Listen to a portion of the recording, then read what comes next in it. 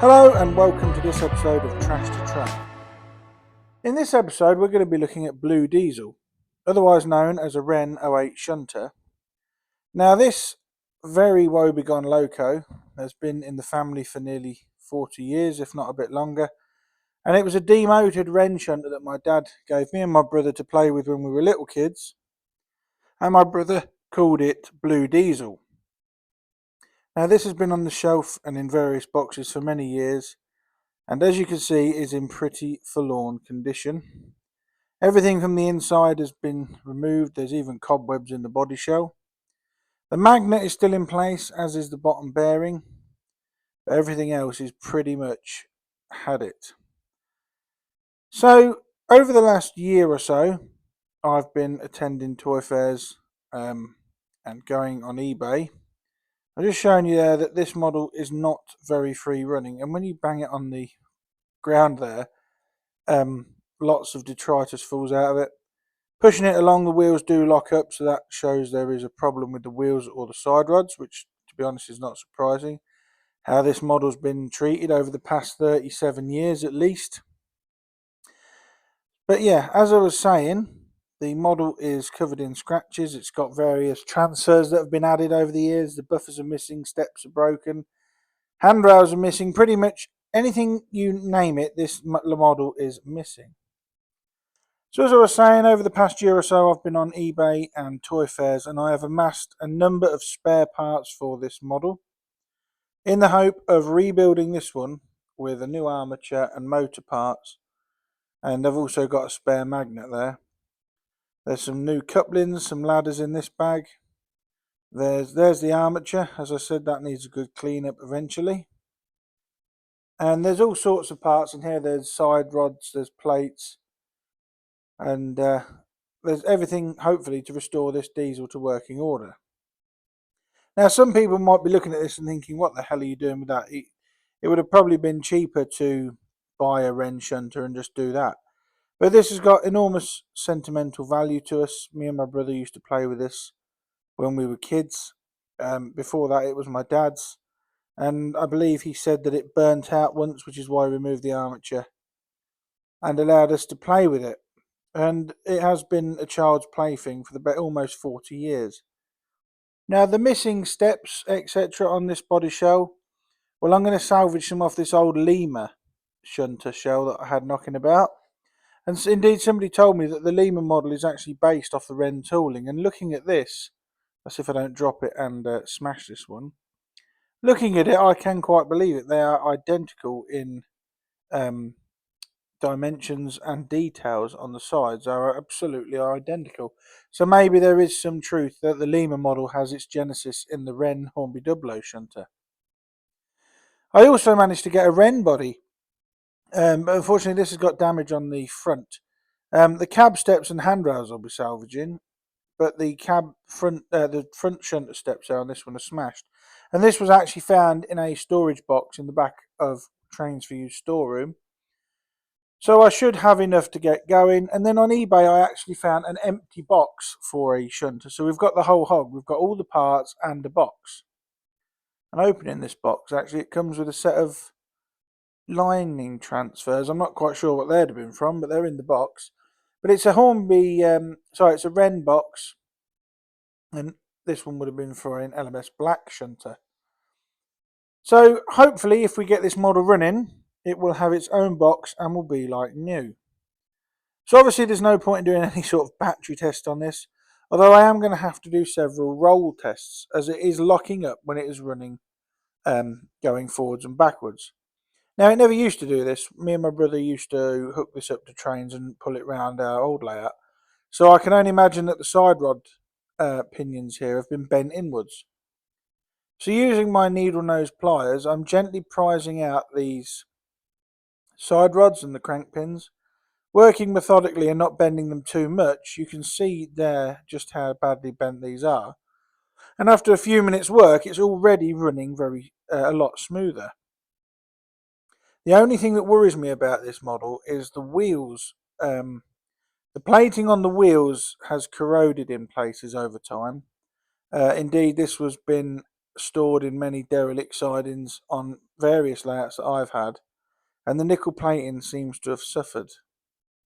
But now that does appear to be rolling relatively well, and unbelievably we are actually doing some disassembly now, and I'm going to remove this detail piece that comes off separately from around the wheels, and that's badly bent, that will need straightening out. And using an old paintbrush, I'm going to just dust in between the wheels and around the crank pins, and you will be seeing in a moment on there just how much rubbish, I mean look at that, just how much crap is in those wheel arches and side rods. This model has had no maintenance for the best part of 40 years, so we are trying our hardest here with a proper Barry wreck. So having brushed out all of those wheel hubs and the crank pins, and even down there in the armature hole, you can just see how much rubbish is on that desk now, ready to be swept away. And this is only the start of the restoration. We've not even tackled the major parts yet. But already the amount of dirt coming off this model is absolutely horrendous. Now, one thing I wasn't sure about was whether or not the ball bearing was still in the bottom bearing piece, and using this magnifier I tried to look down there, but there was so much grime I couldn't actually see anything. So I'm going to give it a blast out with some WD-40 contact cleaner to clean out the bearing cup at the bottom where the armature sits in. Using the spray quite liberally, I also spray the axles, which are coated in a thick layer of dirt and grime. And this also removes scenic material and scatter and crap that's caught up in there over the years. Just running a cotton bud around there while it's damp with that contact cleaner just shows that it is actually still full of old manky grease and God knows what. I run the cotton bud around there, get as much dirt out as I can, and then again under the magnifier I have a look, and it does appear that the ball bearing, miraculously, is still in that bearing cup at the bottom. But I do remove the bearing cup using a hammer and gently tap it out, and just to confirm that it is still there. Now the magnet on the original model is pretty much dead. There's no magnetism left on that at all, which is not really surprising. So I'm going to mark the magnet with a Sharpie marker here, just so that I know which way it goes back into the model, because any factory markings have long gone off this. And it was in there stuck so firm I had to just append it in this tiny vise, clamp it in gently and pull the magnet away with the chassis like that. And that allows the magnet to be removed. Now, as I said before, look, there's no or very little magnetism left on this. There's a little bit on the ends, but it is pretty much dull. So I'm going to give the magnet a clean up, as in that magnet aperture there was a lot of ballast and scenic materials and dust that had gathered over the years. So a cotton bud of methylated spirits was used to remove all that. I also cleaned out the aperture in the die-cast chassis for the magnet, and you can see there just how much grime is coming off onto those cotton buds. Again, as my normal method, cotton bud and methylated spirits just to clean everything up. And I'm also going to attempt to move some of this dirt off the wheels, and you can see there's the corrosion on that nickel plating which I mentioned before. I am slightly concerned about this. This does not look good. I don't want to go down the road of removing the wheels, etc. Otherwise I'm just removing a lot of original parts that I want to keep on the model. So I have tidied the wheels up a little bit, and they are a lot more free turning. I am going to just put some oil on the axles there, as they haven't been lubricated for probably 4 decades.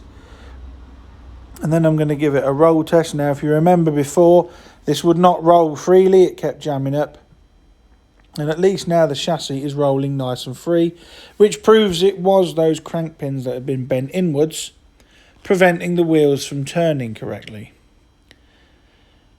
Now, several months ago, I invested in a Ronald Dodd remagnetising machine, and these are about £150 if you buy them off Ronald. If I remember, I will put a link to his channel in the description. But it is a godsend. I've used this so many times, and you use that compass to find the north pole of the magnet, and you put it between these 2 poles, and then press the button, but only gently. You don't hold the button down. You only hold it down for a couple of seconds, and you can see there already that is getting its magnetism back. If you hold the button down continuously, you will burn it out.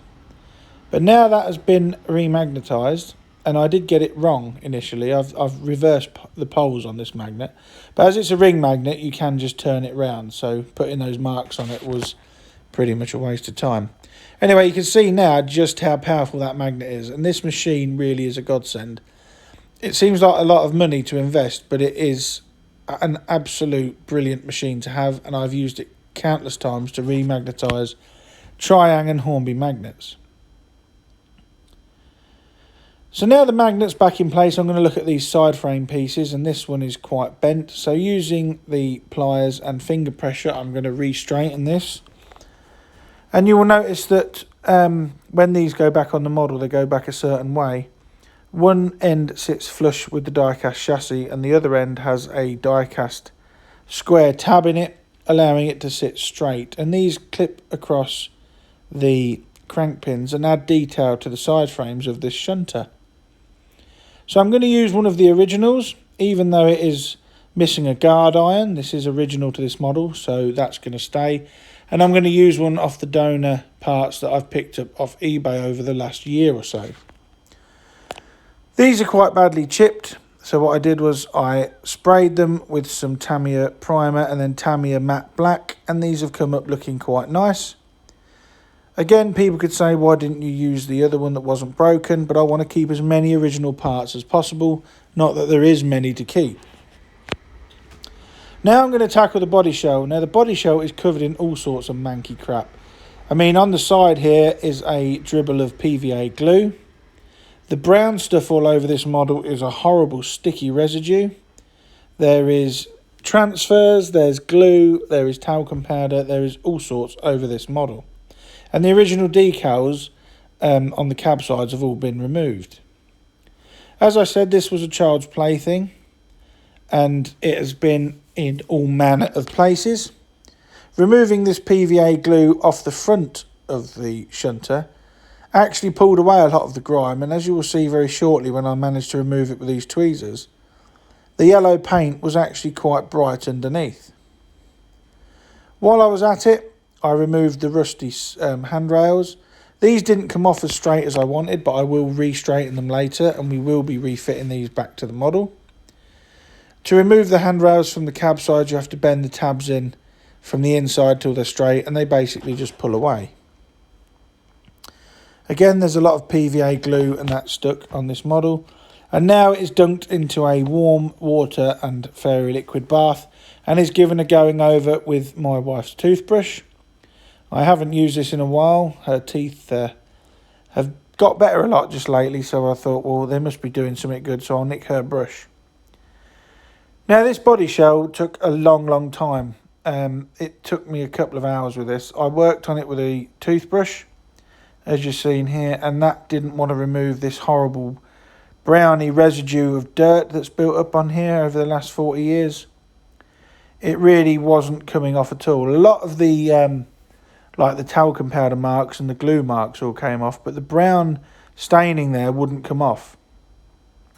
And here's what I meant earlier about that yellow paint on the front. This front, having been washed with the toothbrush here, when I rinsed it off, I was surprised just how bright and shiny that came up. Doing the back allowed some of those old transfers to be removed, and a lot of the old grime. I think this train has got transfers on it from various things. I mean, it's been, I remember playing with it in the garden as a James Bond train. It's been in the mud, it's been in the grass, it's been everywhere. But after an hour or so of working with this, it still had a lot of brown residue and muck stuck to the body side that just wouldn't come off with a toothbrush. So my second attempt, I used a green scourer that I found in the kitchen, and then worked gently with this, thinking that this might bring up the body shell plastic to a reasonable condition before I prime it ready for repainting. I cannot put primer over the old muck, as it will stop the paint adhering to it and will ruin the paint job.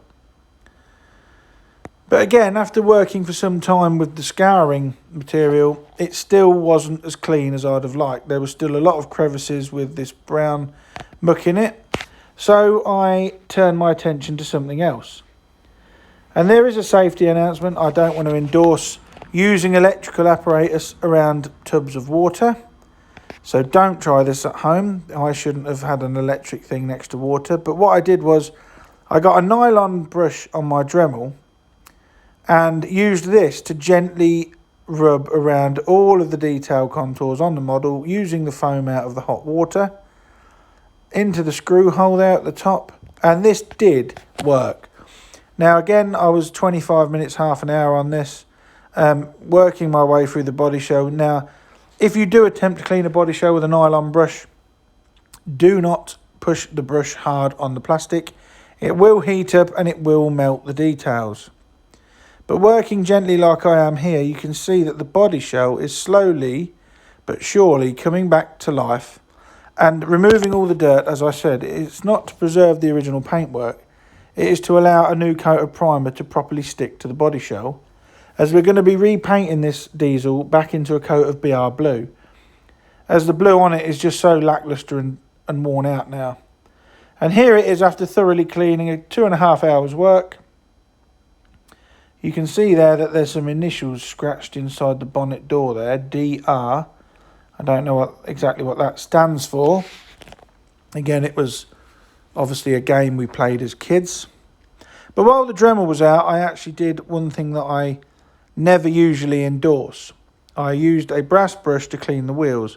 Now, the corrosion on the wheels was so bad, I had to turn to this, as the fiberglass pencil and cotton bud method was just nowhere near working. And by using this, you can see there the wheels actually got up a bloody good head of speed. That's probably the fastest that Shunter's ever run. And then I also polished up the crank pins and the side rods. I also did the wheel backs, as some of these wheels are insulated and pick up from the rail. But the wheels didn't come up too bad. The most of the corrosion was removed, although it did leave some pitting in the wheel surface, which is a shame, as I am worried about how this is going to run later on. But now they're all clean, it has come up quite nice. And some of the wheels, especially the centre wheels, have got a very nice shine to them. So there I am with the brass brush again, just cleaning the wheel backs of the insulated side. And I'm also just going to put a nylon brush on again and just brush in and around the wheels as I did before, just to remove any leftover bits that the paintbrush didn't remove. So this chassis now has had a thorough cleaning and is probably the cleanest it's been since it left the Wrenn factory. Now I'm going to refit these side plates with the detail here, and as I said, these go on one way. There is a flat side and a side with a lug on. The lug goes towards the front and basically makes these side frames level.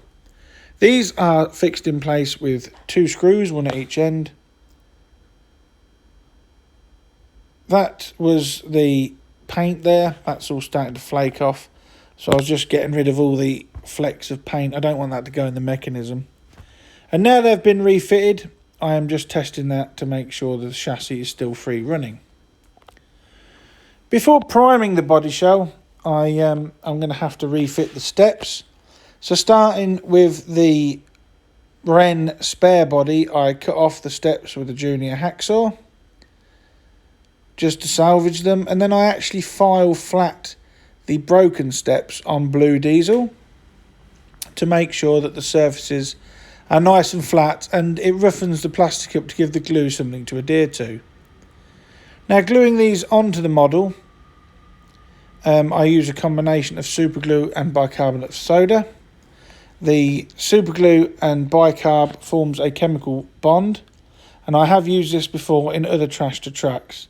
It's a tip I picked up from Marty off Marty's Matchbox Makeovers when he does up die-cast vehicles. But using some, baking powder, not bicarbonate of soda. By using super glue and baking powder, it forms a chemical bond which is instant. So don't do it unless you're certain the pieces are in the correct position. But it forms an instant chemical bond which is extremely strong. It's about 3 or 4 times as strong as just super glue alone. So put on a liberal amount, make sure that all the super glue is covered with the baking powder, and then leave it to set, and then it can be filed off into shape, and there you go. That step is able to hold the whole weight of the body shell just from that one glue bond. Now, to restore the front steps, what I did was the buffer beam on the front was broken, so I cut the steps off, cut a square out of the front buffer beam and filed it flat, making sure everything was square, and then cut the corresponding steps off the Lima model and the Wrenn model, filed them into shape, and then fitted them using the super glue and baking powder. I didn't film doing that as it was quite laborious and it would have been quite boring, but after 2 or 3 hours work, the Shunter now has its full complement of running steps, which have been missing off this model for several years. You can see there the difference where I've just cut her out and that red piece of buffer beam has been added, and now blue diesel is starting to look a bit complete. Here I've used some Humbrol model filler and I've gone round the body shell, filled in any of the deep gouges and built up the buffer beam a bit, and then sanded it flat. That's why you can see those DR scratches and all the scratches on the cab side, as this is after I've sanded it with wet and dry 1200 grit paper just to smooth it off. There's also a couple of bits on the back buffer beam there. Those gouges in that yellow paint I am going to leave. I do want to leave some of the damage on it as it's part of this loco's history. So here you see the model rebuilt, and then all of a sudden it's in primer. Now I'm just going to take a time and look at the detail on this Wrenn model. It's got battery box hinges, there's a fuel tank there, there's grills, there's steps, there's even representations of a builder's plate on the cab side. You can see there the join on these footsteps, and these gouges, as I said before, I'm going to leave these on. Some people might not like it, but it's part of this loco's history, and it's something that me and my brother added to this model, so I am willing to leave it. There are lights and lamp brackets on the rear of the cab here. Turning the model around, you can very faintly see that DR. I could have done a better job filling that, but the coat of paint will cover that and you won't see it. And then the front of the model has the radiator details, hinges, lamp brackets and filler pipes. So considering its age, it isn't too bad in the detail stakes. So here it is on the airbrush stand, all primed and ready. And here it is after having its first coat of yellow on each end. So we'll leave the body shell now and come back to that later on. And now we're going to look at reassembling the chassis. Now I put a magnet on the screwdriver there so that it makes it magnetic. And the first thing I'm going to do is replace a grub screw from the drive cog on the axle, which I actually robbed out of this model for the Wrenn tank engine I did at the start of Trash to Track in about episode 7 or 8. So that grub screw has now been replaced, and I'm going to add a little bit more lubrication to the axles because it has worn off through handling and testing. So the axles are now thoroughly lubricated and they are spinning nice and freely. So we are going to start reconstruction now, and the first thing I'm going to do is tackle the base plate and the pickup. Now this is all one unit. I'm not going to desolder this at the time for the time being. I am going to leave that as one. I'm going to thread the pickup part through the hole in the die-cast chassis till it comes out of the bottom. This was easier said than done, but once it's through, there we go with the wire. I acted very gently so as not to break the solder bond. And then this base plate, the pickup wire goes through this. And I'll just pass the solder joint through. Again, working gently so that I don't break any joints. And then the pickup wire itself sits in a predetermined groove in this plastic chassis plate here.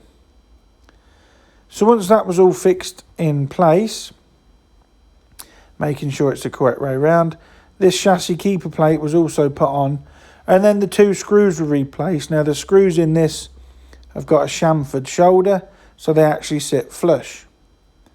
These 2 screws were replaced, and that is a chassis keeper plate back on this model for the first time in God knows how long. Once that was in place, I made sure that the pickups were pressing on the wheel backs correctly, and if they weren't, I adjusted them to suit, because obviously this has come off a different model. And now I'm going to look at the armature. Now the armature does need a bit of a clean. Getting spare armatures like this, they're like rocking horse dung. You just don't find them, and it took me ages to find a spare armature for this model.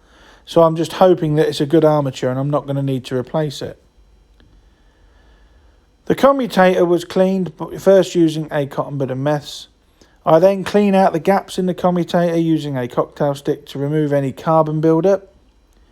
The commutator was then polished with a fiberglass pencil to remove any of the harder stuck on grime, and then a final polish with a fiberglass pencil. And I'm going to add some silicone grease onto this worm gear, so that when it connects with the gear in the on the wheel, the brass on brass parts aren't wearing each other out. I'm also going to put a tiny amount of oil on this, and a tiny amount of oil on the end of the motor shaft, which sits in that bearing cup, which we have replaced. So this sits in the bearing cup at the bottom, and that's an armature back in this model again. I know I say it for the first time in at least 37 years. Having this gap underneath the model here allows you to line everything up correctly, and you can actually see in there. And now this piece here, this is the top of the motor, and actually one of the brushes is stuck in there, so I'm going to have to push that out with a screwdriver. And there is the brush. And then I'm going to clean this out with a cotton bud and methylated spirits, because it is quite gunky in here. This motor part armature came off the same 08, so I'm told, and I bought these off eBay as spares. The detail plates on the side, the buffers, all came off another 08 that I picked up at a toy fair. Now, getting the orientation of this correct, the capacitor there goes towards the rear, and once everything's lined up correctly, I'm going to screw down the 4 screws. Then I'm going to clean the brushes up. They've got quite a lot of carbon gunk on them, so I'm going to clean these up. And these go in one way, as there is a groove in one end of the brush, almost like a flat bladed screw. This goes in there, and the spring actually sits in that groove and holds it in place. So the brush is in. I'm just going to clean that spring there, because I don't know when the last time it was cleaned, and there's quite a bit of black fluff and that built up on that spring. And then it simply just fits down, and then the same on the other side, and these hold the brushes in place. So technically now this model should be a runner, and it was with some trepidation that I put it on the track. And I'm going to give it a quick test. But before I do that, I'm going to clean the test track with a cotton bud and mess, just to make sure that everything is as clean as it can be, to give this chassis the best chance of firing up. So for the first time, at least in my lifetime, I'm going to see if this chassis moves under its own power. Having set everything up, and with some bated breath, turning the controller, the chassis moved. And I was overjoyed by the fact that the chassis was running so well, even with that horrible pitting and corrosion on the wheels. So there it is, it's moving backwards and forwards for the first time, and I have never seen this model run under its own power, ever. It's always been a push-along model, at least in my memory. So it is a little bit jolty. Those parts are going to have to bed in, and those axles are going to have to adjust to being used again.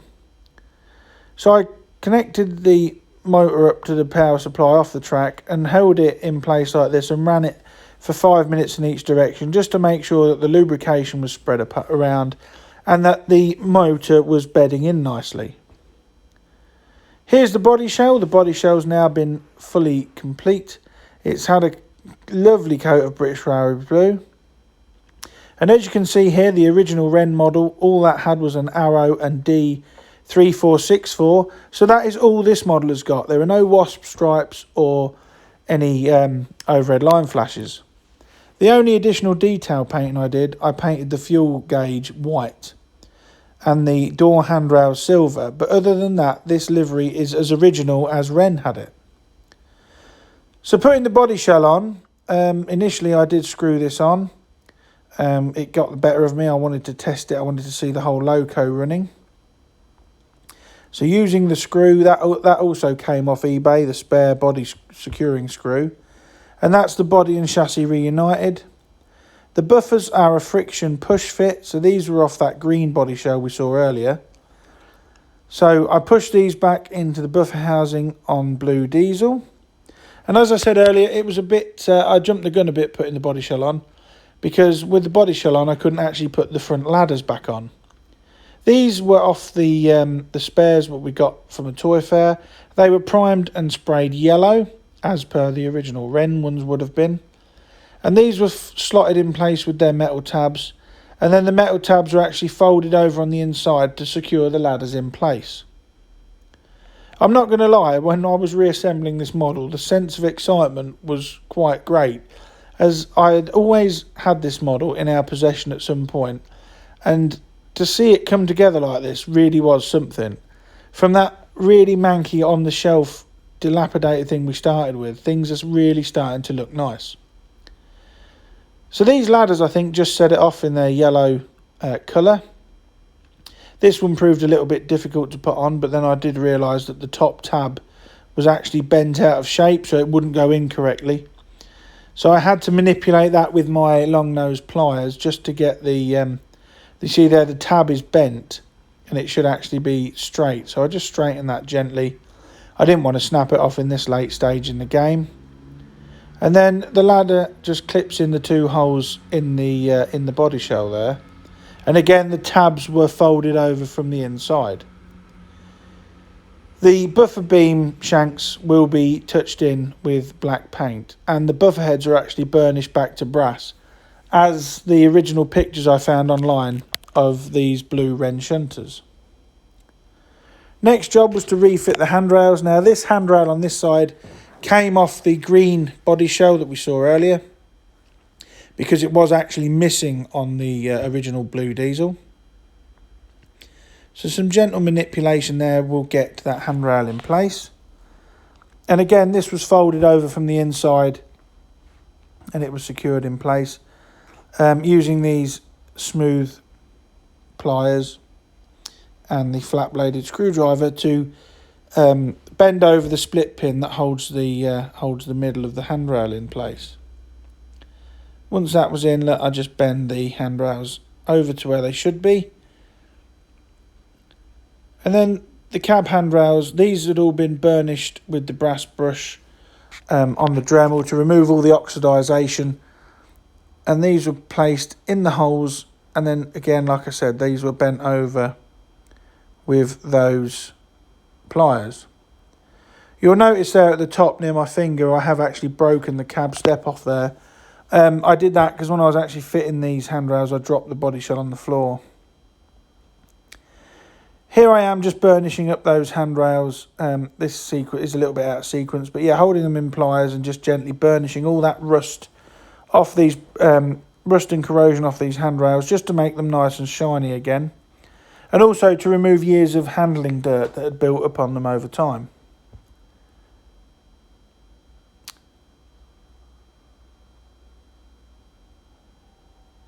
So now blue diesel is virtually complete. The handrails are all on, the ladders and the body shell has been resecured to the chassis, and that cab footstep's been replaced. It is a very heavy model, and these models were also compatible with the Hornby Dublo shunter, as this was the later model. The Hornby Dublo one came first.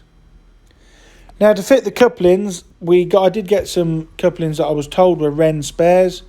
These provided to be quite a tight fit, so I had to file out the hole ever so slightly just to get them to fit over the lugs.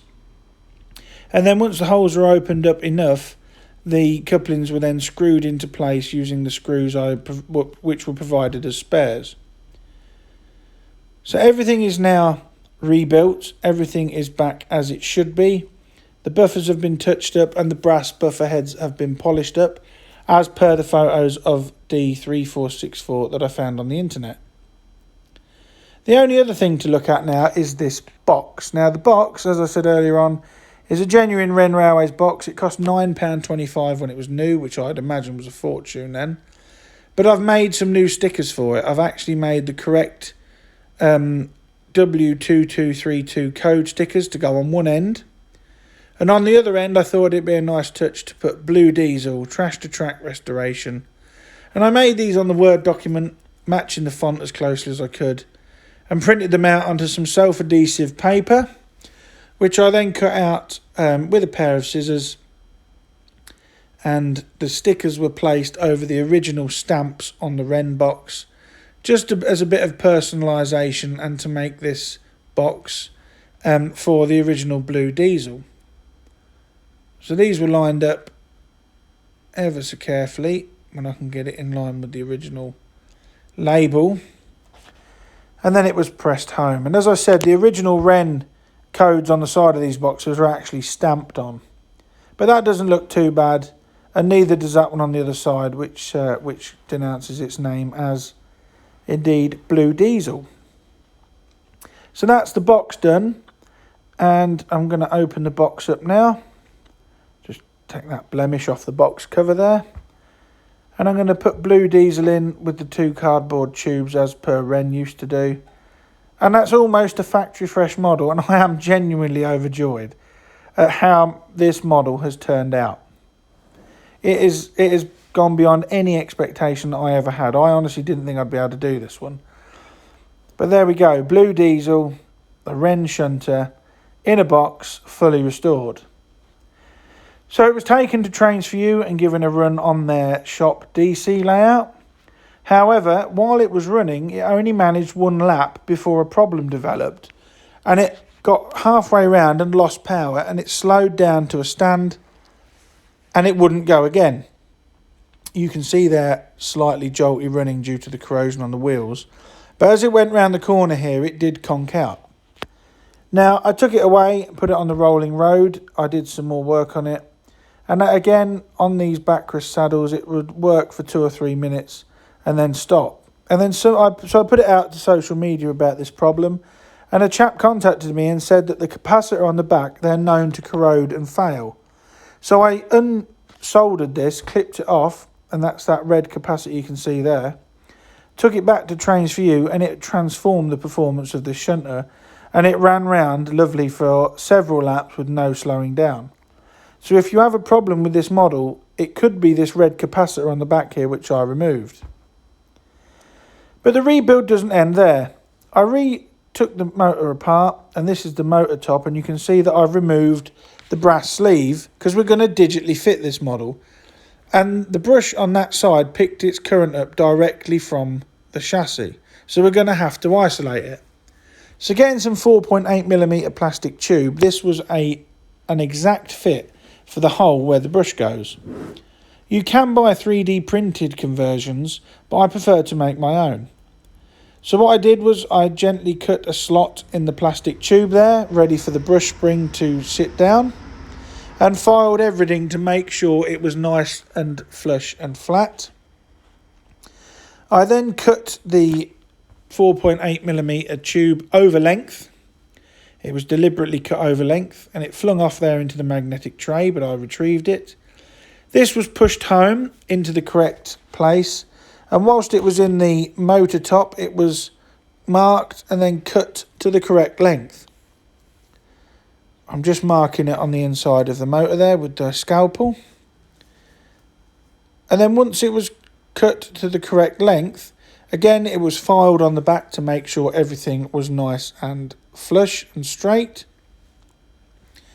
And then using a very small amount of Loctite superglue around the rim of the plastic tube, I apply the superglue and then push the tube into the motor hole, making sure that you don't push it in too far, and also making sure that the slot for the spring is level.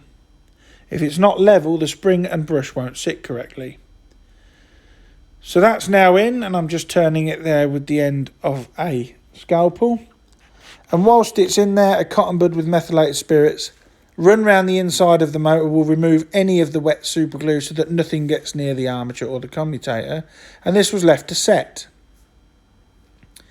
Once it was set, the top of the motor was re-secured, and then I used a hacksaw just to trim the end off because I had done it slightly over length where the groove was for the spring. So working gently, I just trim it a few millimetres and then remove it again to remove any of the plastic dust. And then again it was refit onto the top of the motor once I'd made sure that everything was square and flush. Now that that's in place, this part on the back here you need to trim as the screw goes through the chassis and connects this spring holder to the live. So I basically gently twisted this round. Finger pressure should be enough. And that screw hole there was then snipped off with a pair of side snips because you need to isolate both of the brush springs from the chassis and the pickups. So once that's been removed, this insulated piece was refitted with the spring holders on. And using a solder tab, I actually put that through another screw there, out the way of the brushes, bend it up slightly, and this is where one of the wires from the decoder will be soldered to, the red wire, so that the pickup from the chassis goes to the decoder and not the spring. To refit the springs, you have to put them on and then they go one turn around to create the correct tension. And then I sit it in that plastic groove that I've just created, and you can see there that it's sitting quite nicely. Although the spring itself is actually a little bit twisted, so I'm just going to straighten that out. And then the other spring was refitted in the same way. So you put it on and then it's one turn around to get the correct tension. So once the brush springs are in place, it's now time to look at soldering the decoder to it. I did test to make sure with a multimeter to make sure that everything was isolated from each other as it should have been. I'm going to put that brush in there and then using a small black flat blade screwdriver just line it up and then put the spring back into position, as I mentioned earlier, into the groove that is precast into the brush ends. And then the brush was put into the newly isolated section, and then the spring was refitted to that end as well. So now both brushes and springs are isolated from the chassis and any type of pickup. So this should be a relatively simple DCC conversion now. That spring did have a little bit of trouble there, and I do end up adjusting it again as it got bent. I think it was bent before I bought it, but now it's sitting in a plastic rather than a brass holder. It's not holding its shape as well. So that's ready for DCC fitting now. As I said, I'm just going to test it to make sure that everything is isolated from each other. And it doesn't appear to be working, which is what I would expect at this point. But again, that spring needs some adjustment as it should work with the battery directly on the springs. I had to cut the brush slightly. I just filed the end of the brush down very, very slightly, just so that the brush sat inside that hole a little bit more than it did. And now the spring is making correct contact. The motor is running quite nicely. So what it was, the brush was just slightly proud and the spring wasn't making correct contact. But it is now. So now that I know the motor's working fine and won't work from anything else other than direct to the spring, I can go ahead and DCC fit the model. It would have been no good trying to DCC fit it if the motor didn't work. So the orange and grey wires are soldered directly to the base of the spring holders, and then the red and black wires I've got of the decoder here. And once I've soldered the orange and grey wire, the red and black wires will put on a battery, and you can see there that it's running, which means that the decoder will handle the motor. The black wire was soldered to the original pickup wire that comes up through the chassis, and the join was covered in heat shrink tubing. And the red wire was soldered onto the solder tab that we put additionally under that screw that holds the motor top in place. So I'm just shrinking the heat shrink there with the heat from the soldering iron. And then, as I said, that red wire there goes onto the solder tab. So the motor is, the decoder is now picking up current from the chassis and the bottom pickups. And the motor is completely isolated from any pickup of electricity so that there's no danger in shorting the decoder out. And then on test for DC with the battery, we'll see now if it works, and it runs off quite nicely. You will have to excuse the running here. This was the battery playing up. This was not the decoder. I do keep testing the decoder and holding it like that to make sure it's not getting hot, so that it's not going to short out. But again, this is a different piece of track. So I'm going to give this a good clean, as this had been in the bottom of the toolbox. And then holding the brush wires in place, it became apparent that the brush spring needed yet more adjustment on the insulated side. So again, I just adjusted it and made the slit a little bit bigger so that the spring could travel easier through it, and that proved to be the trick. And the chassis is now running nice on DC, although it is fitted with a digital decoder. So we've actually taken this model from that derelict state to now being DCC fitted. Putting it on the layout and the Gauge Master controller, this was its first run under DCC, and the chassis actually performs quite nicely, although it is a little bit stop-start, and that is due to the corrosion on the wheels. But you'll see there that it actually runs very, very nice. Now, there's not much room in these body shells, so the TCS MC1 decoder will just fit in that gap between the motor and the body. The wires were wrapped round the top there, and everything was shoehorned into place, and it just about fit nicely. I'm just going to give this another test with the battery to make sure that none of the wires have come adrift upon reassembly, which I don't think they have, because the model is actually running very nicely, and this is the first time it actually ran in its complete state, complete with a DCC chip. So I am beyond happy now that we've managed to restore Blue Diesel from its previous state. And mentioning that, let's have a look at what we started with on the turntable. This was mine and my brother's childhood toy, Blue Diesel, which was battered and bruised and basically fit for the bin. It stood in the scrap line of many of my layouts and has generally been unloved and has not turned a wheel under its own power for the best part of 40 years. This was one of the toughest things I've ever had to restore, and I honestly didn't think at times I was going to be able to do it. It was a bit of a challenge, and it did keep throwing up the odd curveball. But this is what she looks like now. She's almost factory fresh. Now, the rail blue does differ from that of Wrenn. This is rail match paint. But just look at how nice this loco looks now it's been fully restored. And not only restored to running order, but it's been digitally fitted for the modern age.